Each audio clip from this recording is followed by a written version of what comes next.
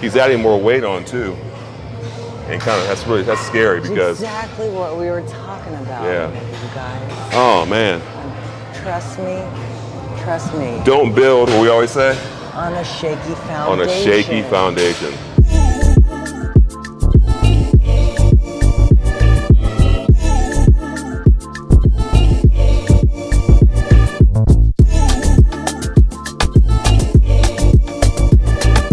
What's happening? We are back, hitting some legs today. Legs and glutes? Yeah, legs with quad and glute focus. Yes, quad and glutes. So we're gonna start with some leg extensions here, get the blood in the knees, the quads, move over to back squat, and hopefully have time to hit some pendulum. Again, mainly quad focus, and then Storm will blast us away with some glute training. Sounds good. Let's get you on first. How do you feel? I've already done 3 sets, by the way. Okay, all right, bet. So it goes here. I'm down. I get at least get a couple sets in. But this is a great way to get the quads warmed up before you go to back squat. So this is our first time doing a pro show together. So it's gonna be super exciting. Yeah. People always ask us like how we prep together and how we don't, want to kill each other, but we actually prefer it. We chose to do this, so exactly. It's not really fair to take that out on your significant other people, your coworkers. It's just not worth it. I agree. Like she said, I love being in prep with her because one, accountability. Funny story, actually. I got to tell this because what's crazy is when we first started talking and we started out as training partners, I was in prep for my second show. This guy had already won an overall. He was winning overalls at the local level. Those were fun days. I remember he saw me weighing my food one day. He was like, "What is that?" I was actually weighing my food out. I'm like, "This is a food scale."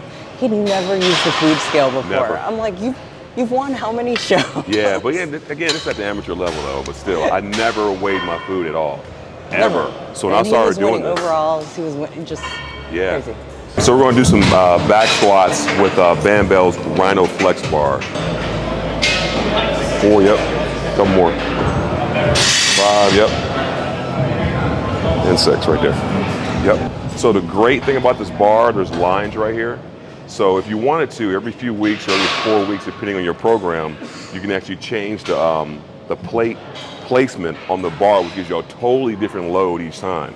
We train the same way, whether it had been steel or pendulum or belt squat. It depends what type of program you have set up. We like to use this because one, we're deep in prep, and second, it's less wear and tear on your fatigue of your body. The heavier you go with this, in back squats, the more fatigue you get, the more time you need to recover and so forth. So.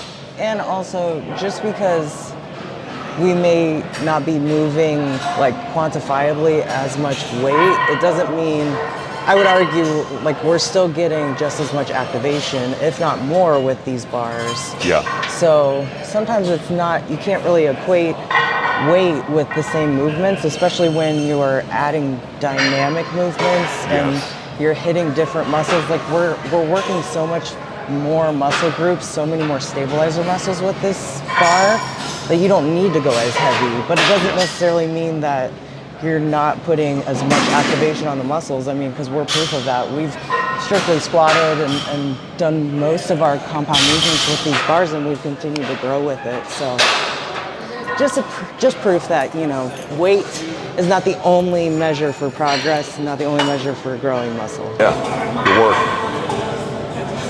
Yep. 11. Yep. 2 more. Yep. Yep. One more. Nice.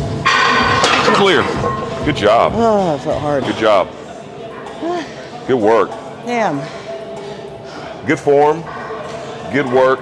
That's impressive right there because squats in general though, we will off-season man, we will increase the weight, but we also want to make sure our reps are quality.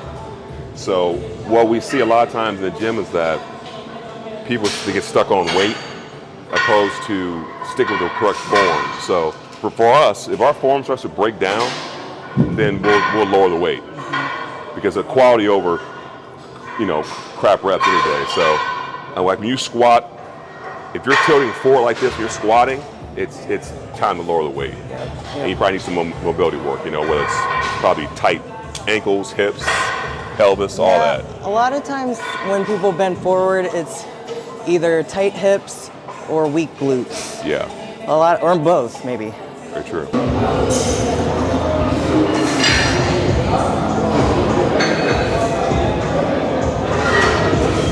Why does it feel like 300 pounds right now? Why does it seem heavy as hell right now? I know, that last one felt heavy for me too. He does a really great job of not bouncing at the bottom. He's nice and slow and controlled, and then he just uses all of his strength to push his body back up. No momentum, no bounce. You think that's a habit that he's learned from the bar because the bar will... Probably, yeah. This bar you definitely have to like stabilize and control a lot more than a steel bar. Yeah. For sure, yeah. Damn. That seemed freaking heavy, man. I don't know my calories are low, but damn. Like I'm winded right now.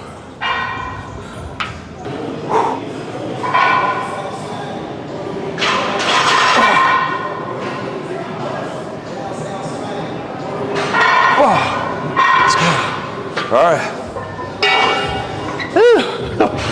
Snap.